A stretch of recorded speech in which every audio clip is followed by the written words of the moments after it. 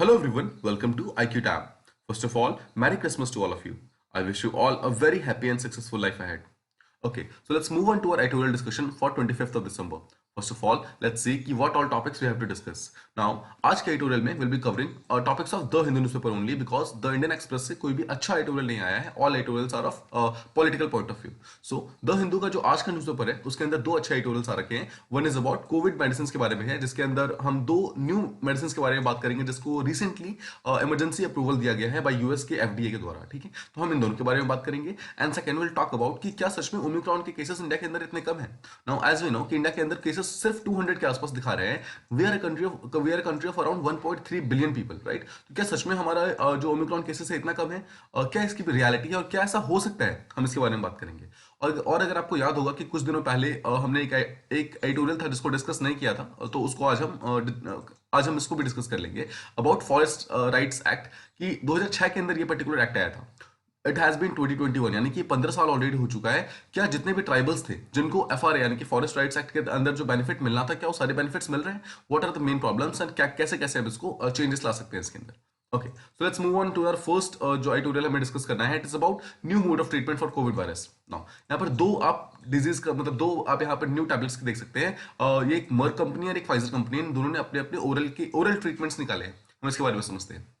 देखिए, ऐसा कहा जा रहा है कि अगर कोई पर्सन फुली वैक्सीनेटेड हो जाएगा तो कोविड से काफी ज्यादा प्रोटेक्टेड हो सकता है, मतलब काफी ज्यादा बच सकता है. उस पर्टिकुलर पर्सन का जो रिस्क है कोविड के थ्रू वो काफी रिड्यूस हो जाएगा, यानी कि उस पर्सन का हॉस्पिटलाइजेशन वगैरह का और डेथ का जो रिस्क है वो काफी कम हो जाएगा. इसी के तहत इसी को मतलब आगे अप्रूव करते हुए यूएसए का जो फूड एंड ड्रग एडमिनिस्ट्रेशन है यानी कि एफडीए है, उसने इमरजेंसी यूज ऑथराइजेशन प्रोवाइड किया है दो ओरल एंटीवायरल ड्रग्स को.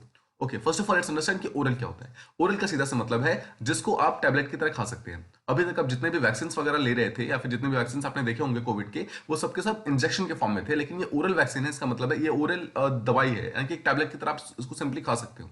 और सेकंड, ये एंटीवायरल है. बिकॉज एंटीवायरल क्यों है? बिकॉज हम कोविड से फाइट कर रहे हैं. Covid is a virus, right. देखिए, जब जब भी आपको कोई बैक्टीरियल डिजीज होता है तो आप एंटीबैक्टीरियल खाते होंगे, राइट. आप एंटी बैक्टीरियल टैबलेट्स खाते हैं. यहाँ पर जब भी आपको एक वायरल प्रॉब्लम हुई है यानी कि वायरल डिजीज आया है यहाँ पर, तो हम इसके बदले में एंटीवायरल एक गोली खाने वाले, टैबलेट खाने वाले. आई होप आपको समझ आ गया होगा ओरल और एंटीवायरल का मतलब क्या है. ना यहाँ पर फर्स्ट ऑफ ऑल आपको ध्यान रखना है कि ये सर्टन पीपल के लिए यानी कि हर एक के लिए नहीं है. कुछ ही पीपल ऐसे होंगे, मतलब कुछ एज ग्रुप्स ऐसे होंगे जो इस पर्टिकुलर मेडिसिन को यूज कर सकती हैं. स्पेशली वो भी तब इसको यूज कर सकती हैं जब उनका हालत बहुत खराब हो जाएगी, जब उनकी वो तबियत बहुत ज्यादा खराब हो जाएगी, तभी वो इसको यूज कर सकते हैं. नाउ फाइजर ने जो मेडिसिन बनाया है उसका नाम है पैक्सलोविड और मर्क ने जो बनाया है उसका नाम है मोल्नुपिराविर. ठीक है, ये दो ऐसे टैबलेट्स हैं जिसके बारे में हम बात करने वाले हैं. ये दोनों ही ओरल पिल्स हैं और दोनों ही हॉस्पिटल के बाहर दिए जा सकते हैं. सिंपली आप इसे परचेज करके घर के अंदर खा सकते हो. अगर किसी भी पर्टिकुलर पर्सन की सिचुएशन जो है खराब हो रही है कोविड के कारण, तो ये दोनों ही ड्रग ऐसे हैं, दोनों ही टैबलेट्स ऐसे हैं जो कि उस पर्टिकुलर सिचुएशन को रिकवर करने में हेल्प करेगा. नो, ये उन लोगों के लिए अंदर इन लोगों के लिए काफी ज्यादा इंपॉर्टेंट है जिसके अंदर माइल्ड से मॉडरेट डिजीज हो जाता है कोविड के कारण, और स्पेशली उनका डिजीज अगर सिम्टम जो है 5 दिनों तक रह रहा है, मतलब 5 दिनों के सिम्टम्स होने के बाद ही आपको ये टैबलेट्स खिलाने चाहिए. First is Paxlovid. पैक्सलोविड एक एंटीवायरल ड्रग है जैसा हमने अभी डिस्कस किया. अब रिसेंटली 22 दिसंबर को इसको इमरजेंसी यूज का अप्रूवल दिया गया है. और ध्यान रखना है आपको, ये 12 ईयर्स के ऊपर के हर एक बच्चे इसको खा सकते हैं. इसका मतलब है ये बच्चों के लिए भी है.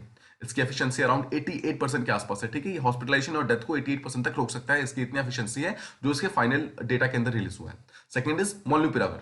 देखिए, इसको 23 दिसंबर आप देख सकते हैं. फाइजर ने जो ये पैक्सलोविड निकाला था उसके जस्ट वो निकाला गया था 22 दिसंबर को. उसके जस्ट नेक्स्ट डे यानी कि 23 दिसंबर को यहाँ पर मोल्नुपिराविर जो है उसको भी रिलीज कर दिया गया, उसको भी अप्रूवल दे दिया गया. अब आपको ध्यान रखना है, पैक्सलोविड जो है वो 12+ के लिए है, लेकिन मोल्नुपिराविर जो है वो 18+ के लिए है. ठीक है, उसको 12 से ऊपर वाले बच्चे नहीं खा सकते हैं, सिर्फ 18 से ऊपर वाले पर्सन ही खा सकते हैं. इसकी एफिशिएंसी काफी कम है, कंपैरेटिवली काफी कम है, सिर्फ 30% एफिशिएंसी दे रहा है. ना इससे पहले जो इसका इंटरिम एनालिसिस हुआ था, इसमें इसका देखा जा रहा था कि ये 50% तक एफिशिएंसी प्रोवाइड कर रहा है. लेकिन जब इसका फाइनल एनालिसिस आया तो देखा गया कि इसकी प्रॉपर एफिशिएंसी जो है, फाइनल एफिशिएंसी, वो सिर्फ 30% तक की है. But again something is better than nothing, right. At least 30% तो ये मतलब बचा सकता है ना. पॉइंट इज कि एटलीस्ट ये कोई हार्म नहीं कर रहा है हमारी बॉडी के अंदर, सिर्फ बचाने की कोशिश कर रहे हैं. एफडीए ने ये बोला है, स्पेशली जो ये मेंशन करता है, जो FDA food and drug administration है यूएसए का, वो ये बोलता है कि मोल्नुपिराविर को आप उसी पर्टिकुलर केस में खाएंगे या फिर लेंगे जब कोई और ट्रीटमेंट ऑप्शंस अवेलेबल ना हो. ठीक है, या फिर और कोई ट्रीटमेंट काम ना कर रहा हो किसी पेशेंट के अंदर, तो आप उसको ये पर्टिकुलर ड्रग खिला सकते हैं या फिर दे सकते हैं. और दोनों ही जो पिल्स हैं they are likely to work against Omicron, दोनों ही जो न्यू वेरिएंट है उसके अगेंस्ट काम कर रहे हैं, और स्पेशली उन लोगों के अंदर काम करेंगे जो जिनका बॉडी जो है उनका इम्यून सिस्टम प्रॉपर्ली काम नहीं कर रहा है। इम्यून सिस्टम हमारी बॉडी का एक नेचुरल मैकेनिज्म होता है जो कि बैक्टीरिया, वायरसेस एंड किसी भी टाइप का जो एक्सटर्नल थ्रेट होता है उससे फाइट करता है। तो अगर हमारी बॉडी का इम्यून सिस्टम काम नहीं करेगा तो उस केसेस में ये दोनों ही पिल्स वहां पर काम कर सकते हैं और हमारे इम्यून सिस्टम को स्ट्रॉन्ग करने का काम करेंगे। सेकंड इज कि एंटीवायरल्स आपको ध्यान रखना है, कभी भी वैक्सीन को सब्स्टिट्यूट नहीं कर सकते हैं।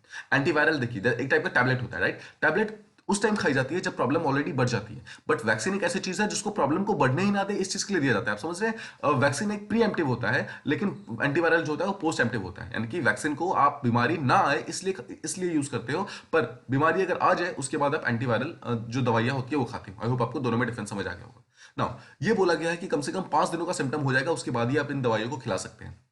उसके लिए बहुत जरूरी है कि हमें अपने टेस्टिंग को, जो हमारा टर्न अराउंड टाइम है, उन सबको बहुत ज्यादा इंप्रूव करना होगा। जो हमारा हेल्थ का इंफ्रा है उसको लगातार इंप्रूव करना होगा, ताकि कोई भी ऐसा पर्सन अगर उसके 5 दिन को सिम्टम होते हैं उसको टाइमली उसको सारी मेडिसिन मिलनी चाहिए ताकि उसकी जान बचाई जा सके। आई होप आपको ये चीज क्लियर है। एट द सेम टाइम हमें ऐसा भी नहीं करना चाहिए कि ये जो 2 ड्रग्स है हमारे पास, सिर्फ 2 ही अभी ऐसे ओरल ड्रग्स हैं जो कि हर एक पर्सन खा सकता है, कंज्यूम कर सकता है, इसका इनडिस्क्रिमिनेट यूज नहीं करना चाहिए। मतलब कि ये हर एक पर्सन में ऐसे ही मुफ्त में बांटा नहीं जाना चाहिए, मतलब जिसको जरूरत नहीं है उसको नहीं खिलाना चाहिए। इसके 2 मेन रीजन है। पहली बात तो इस पर्टिकुलर पिल के अंदर कुछ ऐसे कुछ केमिकल कॉम्पोजिशन डाले गए हैं ताकि वो वायरस से फाइट कर सके। अगर आपकी बॉडी के अंदर वो वायरस उस सफिशिएंट अमाउंट में प्रेजेंट नहीं है तो हो सकता है कि कॉम्प्लिकेशन क्रिएट कर सकता है अगर आप ज्यादा खाएंगे तो। सेकंड चीज, अगर आप हर एक पर्सन को जिसको जरूरत नहीं भी है ये ड्रग खिलाना स्टार्ट कर देंगे तो जो ड्रग्स है, यानी कि वो जो ड्रग के अगेंस्ट रेजिस्टेंस क्रिएट कर लेगा वो वायरस। आई होप आप समझ रहे होंगे कि जो वायरस है वो उस रेजिस्टेंस क्रिएट कर लेगा और अपने आप को इस तरीके से मॉडिफाई कर लेगा, म्यूटेट कर लेगा कि वो ड्रग जो है, यानी कि ये पर्टिकुलर दवाई जो है उसके अगेंस्ट काम नहीं करेगी। नाउ जब कोविड-19 का वैक्सीन जब आया था तो ये देखा गया था कि बहुत सारी लो इनकम कंट्रीज और मिडिल इनकम कंट्रीज जो है उनके पास वैक्सीन की एक्सेस और जो अवेलेबिलिटी थी ये दोनों ही नहीं थी। मतलब इन छोटी छोटी कंट्रीज के पास ये वैक्सीन नहीं पहुंच रही थी। लेकिन जो दोनों पिल्स बनाई गई है, यानी दोनों जो ओरल पिल्स बनाई गई है उसको मेडिसिन पेटेंट पूल के अंदर बनाया गया है। इसका मतलब है कि किसी भी कंट्री के जो मैन्युफैक्चरर्स हैं उनको परमिशन दिया गया है कि वो इस पर्टिकुलर दोनों ही दवाइयों को बना सकते हैं अपने अपने कंट्रीज के अंदर। जैसे पैक्सलोविड है उसको 95 लो या फिर मतलब लो इनकम कंट्रीज जो है उसके अंदर बनाया जा सकता है, और जो मॉल्नुपिराविर है उसको 105 कंट्रीज के अंदर डायरेक्टली जेनरिक वर्जन उसका बनाया जा सकता है। जेनरिक वर्जन का मतलब होता है उस पर्टिकुलर कंट्री के अंदर उसको मॉडिफाई करके बनाया जा सकता है। ठीक है, ये अलाउड है, मतलब इसका पेटेंट नहीं किया गया। आपको बस इतना समझना है कि इसका पेटेंट नहीं किया गया है। मेडिसिन पेटेंट पूल के अंदर ये बोला गया है कि हर एक कंट्री को अलाउड होगा, जो भी इसका मैन्युफैक्चर करना चाहे वो जाकर इसका मैन्युफैक्चर कर सकती है। सिमिलरली इंडिया भी जो है इस दोनों ही जो पिल्स हैं उन दोनों का जेनरिक वर्जन बनाएगी, और पहली बात तो खुद एक्सेस करेगी, मतलब जो इंडिया के अंदर जितने भी लोग हैं जिनको जरूरत है उनको प्रोवाइड करेगी, और साथ ही साथ जो हमारे आसपास की कंट्रीज हैं उनको ये इजीली सप्लाई कर सकती है काफी लो प्राइस पे। आपको ध्यान रखना है जेनरिक वर्जन होता है उसका प्राइस एक नॉर्मल जो ओरिजिनल वैक्सीन होता है, ओरिजिनल जो दवाई होती है उससे काफी कम होता है। ठीक है, generic version is always cheaper. तो इसलिए अगर इंडिया जेनरिक वर्जन बनाएगा तो उसको काफी लो प्राइस पे अपने खुद की पॉपुलेशन को और आसपास की जो पॉपुलेशन है उनको भी ये प्रोवाइड कर सकता है। अब देखिए, हमें एक बात तो हमें वैक्सीन की अपनी कवरेज को इंक्रीज करना है, साथ ही साथ अगर किसी पर्सन को कोविड हो जा रहा है तो उसके ट्रीटमेंट का भी जो अवेलेबिलिटी है ना उसको इजी करना है। उसी के लिए हमने ये दोनों पिल्स बनाए हैं, और इन सब तरीकों से हम एक साथ मिलकर इस वायरस जो कि बहुत फास्ट म्यूटेट हो रहा है ओमिक्रॉन, इससे हम फाइट कर सकते हैं और एक वर्ल्ड को एक बेटर प्लेस बना सकते हैं। आई होप आपको ये पर्टिकुलर ट्यूटोरियल प्रॉपर्ली समझ आ गया होगा। Now the second thing that we have to talk about is कि क्या सच में ओमिक्रॉन का काउंट इंडिया के अंदर कितना कम है। अभी टोटल नंबर ऑफ केसेस जो इंडिया के अंदर बता रहे हैं that is only 200 this week. ठीक है, बोल रहे हैं कि सिर्फ 200 केसेस है इंडिया के अंदर, तो क्या ये इतना कम है? देखिए, केसेस कम है that is very good actually India में, लेकिन हमें ट्रुथ का पता होना चाहिए क्या सच में केसेस इतना कम है या फिर अभी अंडर रिपोर्टिंग हो रही है। Let's see. Over the weeks देखा गया है कि जो ओमिक्रॉन वेरिएंट है वो स्लोली बिल्डअप कर रहा है, राइट? अभी हमने देखा था 2 दिसंबर को फर्स्ट केस आया था इंडिया के अंदर, एंड ऑलरेडी 23 यानी कि 20 दिनों के अंदर क्या हुआ, ये केसेस ऑलरेडी 200 तक पहुंच गया। मतलब समझ रहे हैं आप, काफी ज्यादा, यानी कि 60 to 70% यहाँ पे इंक्रीज हो गया है। न्यूज ये है कि यूरोप में जो सिचुएशन है बहुत ज्यादा खराब है। जो वहां के केसेस है वो तो इंक्रीज हो रहे हैं, साथ ही साथ जो वायरस की सिवियरिटी है धीरे धीरे वो भी इंक्रीज हो रही है। अभी तक ऐसा कहा जा रहा था कि ओमिक्रॉन जो है सिर्फ म्यूटेट फास्ट कर रहा है, यानी कि सिर्फ फास्ट स्प्रेड हो रहा है बट डेथ कॉज नहीं कर रहा है। बट अगर आप रिसेंट डेटा देखेंगे, यानी कि 2-3 दिनों का पहले का देखेंगे डेटा, तो ओमिक्रॉन ने डेथ रिपोर्ट करने स्टार्ट कर दिए इन अराउंड 3 कंट्रीज। 3 कंट्री के अंदर ऑलरेडी पहुंच चुके हैं, ऑलरेडी ये डेथ कॉज कर रहा है। अगर आप सिर्फ यूके की बात करेंगे, यहाँ पर देखिए यूके ऑलरेडी 12 ओमिक्रॉन के डेथ हो चुके हैं जो कि ओमिक्रॉन से डायरेक्टली रिलेटेड है, एंड दिस ये डेटा जो है 4 दिन पहले का है। तो आप सोचिए 4 दिन के बीच में भी और भी बहुत सारे डेटा इसमें इंक्लूड हो गया होगा, मतलब और ज्यादा डेथ्स ओमिक्रॉन के कारण होनी स्टार्ट हो गई है। हर दिन आप देखते हैं नेशनल न्यूज के अंदर रिपोर्ट जो है ओमिक्रॉन की लगातार इंक्रीज होती जा रही है। पिछले हफ्ते 100 था, इस हफ्ते 200 हो गया है, राइट। ये लगातार इंक्रीज हो रहा है। तो क्या ये हमारा एक्चुअल नंबर ऑफ केसेस है इंडिया के अंदर, या फिर ये कुछ अंडर रिपोर्टिंग हो रही है? क्या हमें इस चीज के लिए वरी करने की जरूरत है कि हमारा जो पॉपुलेशन है वो 1.3 बिलियन का है, इसके अंदर सिर्फ अराउंड 200 पीपल ऐसे हैं जो ओमिक्रॉन से अफेक्टेड है? क्या ये हमारे लिए कोई वरिंग साइन है? लेट्स अंडरस्टैंड दिस, को एनालाइज करते हैं प्रॉपर्ली। देखिए, जितने भी रिपोर्टेड केसेस होते हैं आपको समझना है कि कैसे काम करता है। कोई भी ऐसा पर्सन जिसका आरटीपीसीआर होता है और जस्ट सपोज कि वो पॉजिटिव पाया जाता है, ठीक है, कोविड से पॉजिटिव पाया जाता है। अब क्या होता है, इसका जो सैंपल है वो आगे जाकर इंसाकॉग में भेजा जाता है, ठीक है। इंसाकॉग एक बॉडी है जो कि इंडिया ने बनाया है, इसका फुल फॉर्म है इंडियन SARS-CoV-2 जीनोमिक्स कंसोर्टियम, ठीक है। ये इसके अंदर बहुत सारे रिसर्च लैब्स जो हैं एक साथ मिलकर काम करती हैं, ठीक है, और जीनोम सीक्वेंसिंग करने की कोशिश करती है। तो जितने भी पॉजिटिव केस होते हैं उनको इंसाकॉग के पास भेजा जाता है। आई होप आप समझ रहे होंगे, ठीक है। इसके बाद जीनोम सीक्वेंसिंग देखिए बहुत ही कॉम्प्लेक्स होता है और ये काफी टाइम टेकिंग होता है, और इसके लिए बहुत ज्यादा एडवांस टेक्नोलॉजी भी चाहिए। तो हमारे इंडिया के अंदर सिर्फ 38 लैबोरेटरीज ही ऐसी है जो कि इंसाकॉग के द्वारा वेरीफाइड है और जो जीनोम सीक्वेंसिंग कर सकती है एक पर्टिकुलर बार में। नाउ अब देखिए, जितने केसेस यहाँ पर पॉजिटिव हो रहे हैं, क्या सारे केसेस को आप इंसाकॉग के पास भेज पा रहे हो? जी नहीं, सारे केसेस तो हम भेज भी नहीं पा रहे हैं। उसमें से बहुत ही स्मॉल फ्रैक्शन जो है एक्चुअली जो जो इन्फेक्टेड इंडिविजुअल्स हैं, जितने लोग पॉजिटिव हुए हैं उनका भी एक बहुत ही स्मॉल फ्रैक्शन ऐसे लोग हैं जिनको एक्चुअली सीक्वेंसिंग के लिए भेजा जा रहा है। इसीलिए हमारा जो नंबर है रिपोर्ट हो रहा है ये बहुत ज्यादा कम हो रहा है। इसका एक्चुअली ये मतलब नहीं है कि इंडिया के अंदर सिर्फ इतने ही केसेस हैं। तो जब मीडिया ये बोलती है कि total number of cases in India is just 200, तो that is actually wrong. Media वहां पर एरर क्रिएट करती है, ऐसा ऑथर का कहना है, ठीक है। ओके, इसको और समझते हैं। मिनिस्ट्री ऑफ हेल्थ ने एक डेटा दिया था रिसेंटली, जहां पर उन्होंने बोला था कि दिसंबर के अंदर इंडिया ने around 12 lakh RTPCR per day किए थे। मतलब एक दिन के अंदर अराउंड 12 लाख आरटीपीसीआर टेस्ट कर रहा था कि कितने लोग कोविड पॉजिटिव है। उसके अंदर से अराउंड 0.5% जो टेस्ट थे वो पॉजिटिव आ रहे थे, ठीक है। आई होप समझ रहे हैं कि 12 लाख में से 0.5% ऐसे लोग थे जो कि पॉजिटिव आ रहे थे। नाउ द पॉइंट इज कि जब हमें पता लगना था कि ये जो 0.5% जो लोग पॉजिटिव आ रहे हैं, कोविड पॉजिटिव आ रहे हैं, इनमें से कितने ऐसे हैं जो कि ओमिक्रॉन से अफेक्टेड है, तो हमने क्या किया, इसमें से कुछ, ध्यान रखिएगा, इनमें से वेरी फ्यू हमने जो सैंपल्स हैं उसको इंसाकॉग के पास भेजना स्टार्ट किया। ओके, अब इसको देखिए हल्का सा उसको और अंदर समझते हैं। अब हर दिन 12 लाख आरटीपीसीआर आता है। इसका मतलब क्या है, पिछले 2 हफ्तों में अराउंड 1.7 करोड़ से ज्यादा टेस्ट हो चुके हैं, जिसके अंदर अराउंड 80,000 पीपल जो है पॉजिटिव पाए गए हैं, ठीक है। आई होप आपको ये चीज समझ आ गया होगा। 80,000 पीपल यहाँ पर पॉजिटिव है, लेकिन इसमें से 80,000 में से सिर्फ 1% लोगों का ही सैंपल जो है वो इंसाकॉग में भेजा गया है। आपको समझना है, 80,000 का 1% यानी कि जस्ट 800 सैंपल्स, सिर्फ 800 सैंपल्स को यहां पर हमने इंसाकॉग में भेजा है, और इस 800 में से ऑलरेडी 200 लोग ऑलरेडी पॉजिटिव आ चुके हैं। आप समझ रहे हैं, यहां पर सिचुएशन ऑलरेडी ग्रेव है, ठीक है। पॉइंट इज कि हम उतने सैंपल भेज ही नहीं पा रहे हैं इंसाकॉग के अंदर, वो उतना जीनोमिक सीक्वेंसिंग कर ही नहीं पा रहे हैं, इसलिए हमें एग्जैक्टली फिगर्स का मालूम नहीं चल रहा है। पॉइंट ये है कि 80,000 लोग जो पॉजिटिव हुए हैं पिछले 2 हफ्तों के अंदर, उसमें से हमने सिर्फ 1% लोगों का डेटा उठाया, रैंडमली उठाया, मतलब उनका सैंपल उठाया, जो कि 800 होता है। 80,000 का 1% इज 800। इसको हमने सेंड किया आगे जाकर अपने जो इंसाकॉग हमारी बॉडी है वहां पर भेजा, जहां पर उसका जीनोमिक सीक्वेंसिंग की गई, जीनोम सीक्वेंसिंग की गई, और मालूम चला कि 800 में से, इन 800 में से अराउंड 200 तो ऑलरेडी पॉजिटिव हो गए। इसका मतलब समझ रहे हैं, हर 4 में से 1% पॉजिटिव है, यानी कि यहां पर जो हमारा पॉजिटिविटी रेट है यहाँ पे 25% इंक्रीज हो चुका है।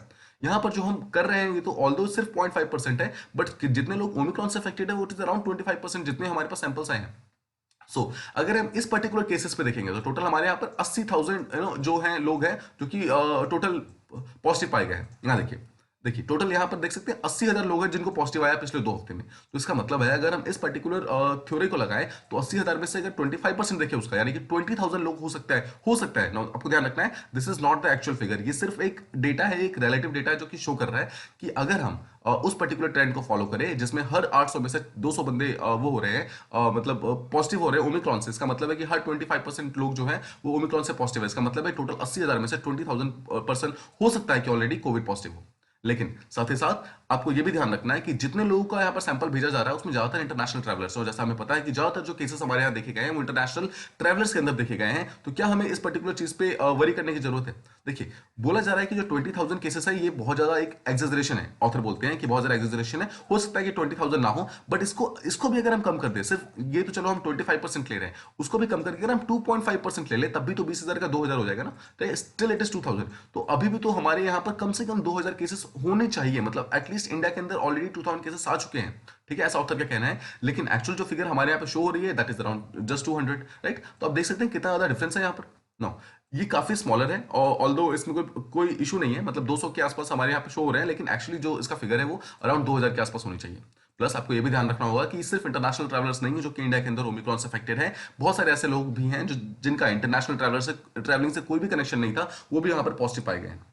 नाउ अगर हम मिनिस्ट्री ऑफ हेल्थ का डेटा देखें तो वहां पर पाया गया है कि कम से कम 5% और मतलब 25%, यानी कि 5% से लेकर 25% तक लोग ऐसे हो सकते हैं जो कि ओमिक्रॉन से डायरेक्टली अफेक्टेड हो पिछले 2 हफ्ते के अंदर। तो इसका जो डेटा बताता है कि वो 200 के आसपास नहीं है हमारे यहाँ पर जो टोटल नंबर ऑफ इन्फेक्टेड है। ये तो हमारे पास ये श्योर शॉट रिजल्ट हैं, ये तो हमारे पास 100% रिजल्ट जो आ चुके हैं वो ये है जिनका जीनोमिक सीक्वेंसिंग हो गया है। लेकिन हो सकता है कि हमारे यहाँ पे अराउंड 5,000 से लेकर 25,000 लोग ऐसे हो जो कि इस पर्टिकुलर पीरियड में ओमिक्रॉन से अफेक्टेड हो गए हों, बट उनका सिम्टम्स इतना माइल्ड है कि ऑब्वियसली उनको पता ही नहीं चल रहा है या फिर उनको मालूम नहीं चल रहा है, तो वो कभी भी जाकर टेस्टिंग करवा ही नहीं रहे।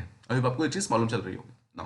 तो नंबर जो है लगातार चेंज हो रहे हैं, हर वीक हर दिन नंबर चेंज हो रहा है। क्या ये ओमिक्रॉन फास्ट हो रहा है? अगर हाँ, अगर ये डेल्टा वेरिएंट से ज्यादा फास्ट हो रहा है तो हमें इसके लिए ज्यादा स्टेप्स लेने की जरूरत है, हमें और ज्यादा इसके लिए अलर्ट होने की जरूरत है, बिकॉज ओमिक्रॉन केसेस तो लगातार इंक्रीज होता ही जा रहा है। ये बाकी सारे पार्ट्स ऑफ द वर्ल्ड में हुआ है और इंडिया के अंदर भी हो रहा है। हमें इसके लिए अभी से ही रेडी होने की जरूरत है ताकि हम अगर ऐसा कोई भी प्रॉब्लम आगे जाकर पड़ता है तो हम उससे पहले से ही फाइट कर सकें। Now the third editorial that we have to discuss about is Forest Rights Act.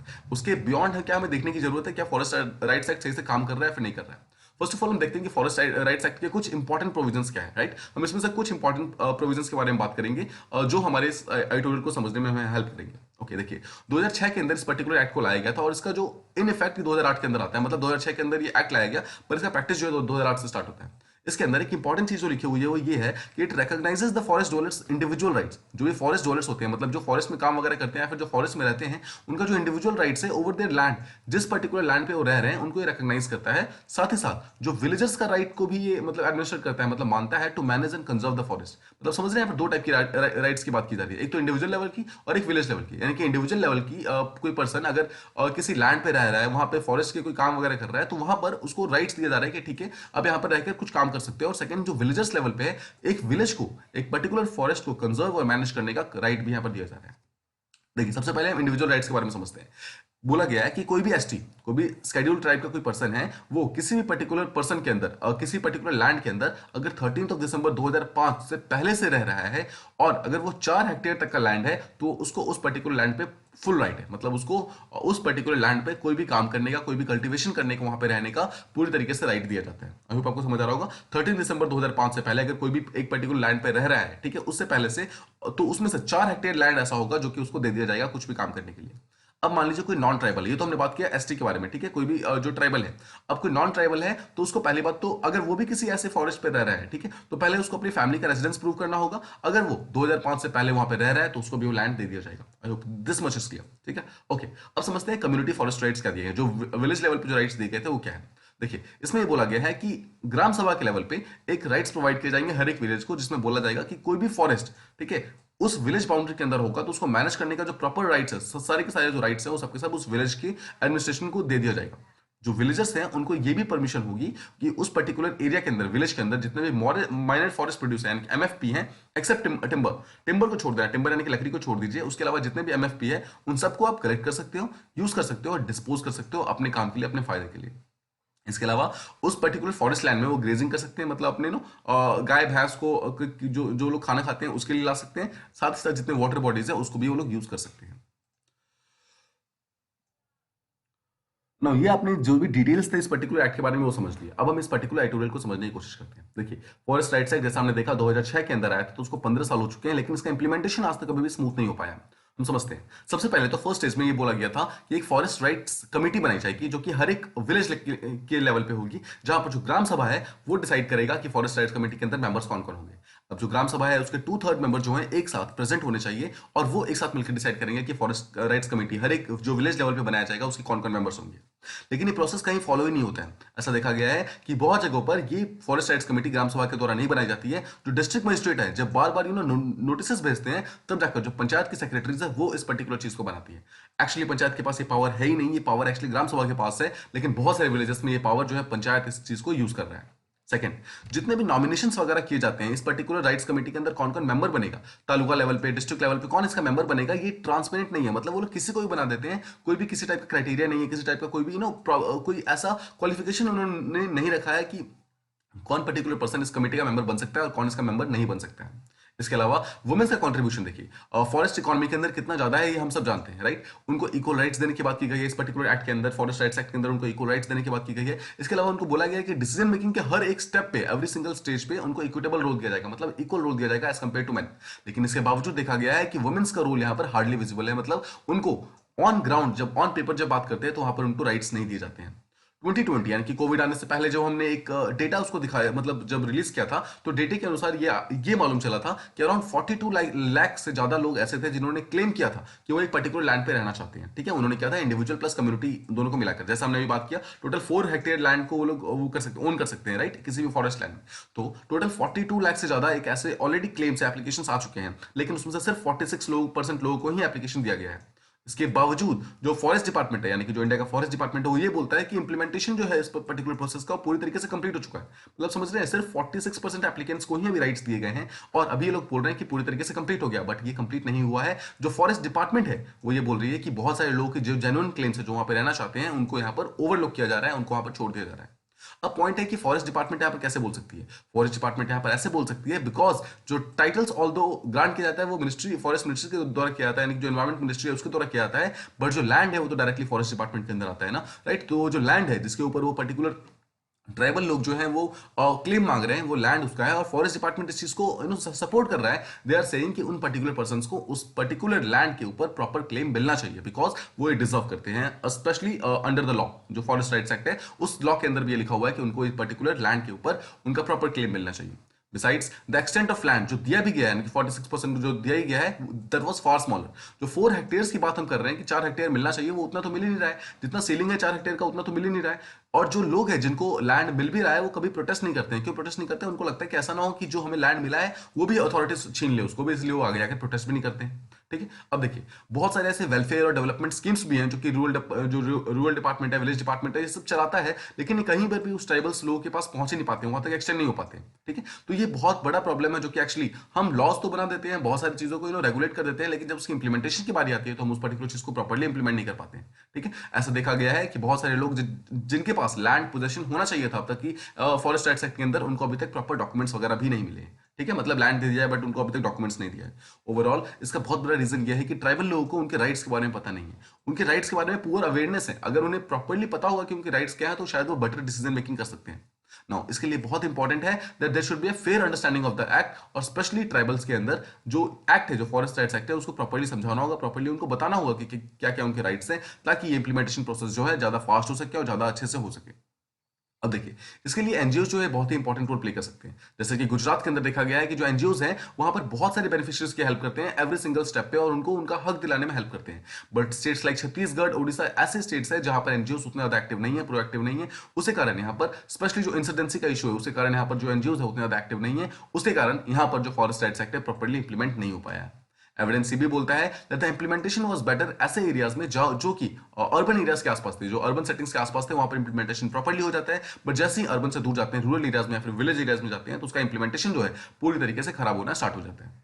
बहुत सारे ट्राइबल से भी बोलते हैं कि जो क्वालिटी ऑफ फॉरेस्ट उनको मिलती है वो लगातार क्वालिटी ऑफ फॉरेस्ट डिक्लाइन हो रही है, उसकी लगातार कम हो रही है, उसके कारण उनको कोई दूसरा सोर्स ऑफ लाइवलीहुड ढूंढना पड़ रहा है। अभी तक वो डायरेक्टली माइनर फॉरेस्ट प्रोड्यूस के ऊपर डिपेंडेंट थे, उससे उनको एटलीस्ट लाइवलीहुड चल रहा था, बट यहाँ पर जो क्वालिटी ऑफ फॉरेस्ट है वो पूरी तरीके से खराब हो रहा है। उसके कारण क्या हो रहा है, बहुत सारी चीजें जो कि वो प्रोड्यूस कर रहे थे वो प्रोड्यूस अब नहीं कर पा रहे हैं, वो फॉरेस्ट के अंदर उतने फ्रूट्स, उतने एमएफपीज आ ही नहीं रहे हैं, तो उसको बेच के कुछ पैसा नहीं कमा पा रहे हैं। इसके कारण उनको अपने लाइवलीहुड का सोर्स तक चेंज करना पड़ रहा है। अब जब उनको लैंड दिया गया था फॉरेस्ट राइट्स एक्ट के अंदर, उनके लिए एक बहुत बड़ा साइकोलॉजिकल बूस्ट था, लेकिन पॉइंट इज कि वो लैंड बहुत ही स्मॉल है, बहुत ही पुअर क्वालिटी का, और यहाँ तक कि फर्टाइल भी नहीं है, तो उसके ऊपर इरिगेशन या फिर एग्रीकल्चर करने की तो बात ही नहीं होती है। इसके अलावा अगर कोई पर्टिकुलर लैंड वहाँ पे एग्रीकल्चर किया भी जाता है तो वहाँ पर इरिगेशन की फैसिलिटीज वगैरह प्रोवाइड नहीं की जाती है, उसके कारण वो रेनफॉल पे डिपेंडेंट होते हैं। और अगेन रेनफॉल पे जो एग्रीकल्चर डिपेंडेंट होता है वो बहुत ज्यादा प्रॉब्लम में हो जाता है, बिकॉज इफ कुछ भी अगर नेचर के कारण कुछ भी चेंजेस अगर हुए, मानसून चेंजेस हुए या फिर किसी टाइप का अगर रेनफॉल चेंजेस हुए, तो डायरेक्टली इन पर्टिकुलर पर्सन को अफेक्ट होता है, जो कि एक्चुअली इस पर्टिकुलर अफेक्ट्स को प्रॉपर्ली झेल नहीं पाते हैं। नाउ एनजीओ रिप्रेजेंटेटिव्स ऐसे भी हैं, वो ये बोलते हैं कि अगर हम किसी तरीके से इन लोकल्स का लाइवलीहुड चेंज कर सके, ठीक है, और इंप्रूव कर सके तो उसके लिए बहुत अच्छा तरीका ये होगा कि अगर हम वहाँ पे हॉर्टिकल्चर प्रैक्टिसेस वगैरह स्टार्ट करते हैं। जैसे कि जितने भी नॉर्थ ईस्टर्न रीजन्स हैं वहाँ पर ऐसा माना जाता है कि वहाँ पर अगर हॉर्टिकल्चर प्रैक्टिसेस को स्टार्ट किया जाए तो वहाँ पर एक बहुत अच्छा इनकम सोर्स हो सकता है, लाइवलीहुड की अपॉर्चुनिटी हो सकती है। सिमिलरली ट्राइबल एरियाज के अंदर भी हॉर्टिकल्चर जो प्रैक्टिसेस है वो एक बहुत अच्छा सोर्स ऑफ लाइवलीहुड प्रोवाइड कर सकता है। इसके अलावा बैम्बू हो गया, एलोवेरा हो गया, इन सब का प्लांटेशन जो है वो काफी ज्यादा फायदेमंद भी है, प्लस इस पर्टिकुलर लैंड के लिए बहुत ज्यादा सूटेबल भी है। उसके लिए एक केरला का मॉडल है जहां पर जो ट्राइबल एरियाज है वहां पर मेडिकल और इको टूरिज्म का जो पॉलिसी है वहां पर उसको इंप्लीमेंट किया गया है, जिसके कारण जो वहां के जो लोग हैं, जो ट्राइबल लोग हैं, उनको काफी ज्यादा सपोर्ट मिली है, काफी ज्यादा हेल्प मिली है। तो हम इस पर्टिकुलर केरला मॉडल को भी दूसरे स्टेट्स के अंदर यूज कर सकते हैं। ऑन दी अदर हैंड अगर आप वहां के लोगों के जो बच्चे हैं उनकी क्वालिटी ऑफ एजुकेशन को इंक्रीज करते हैं तो भी काफी अच्छा हो सकता है, बिकॉज आगे जाकर वो उनको उन सब चीजों की जरूरत नहीं पड़ेगी और अपने लिए वो एक बेटर लाइवलीहुड अपॉर्चुनिटीज ढूंढ सकते हैं। बट जिस तरह की क्वालिटी ऑफ एजुकेशन इस एरियाज में प्रोवाइड की जा रही है उससे उनकी possibility of acquiring meaningful jobs अभी भी बहुत ही कम है, that remain still very thin.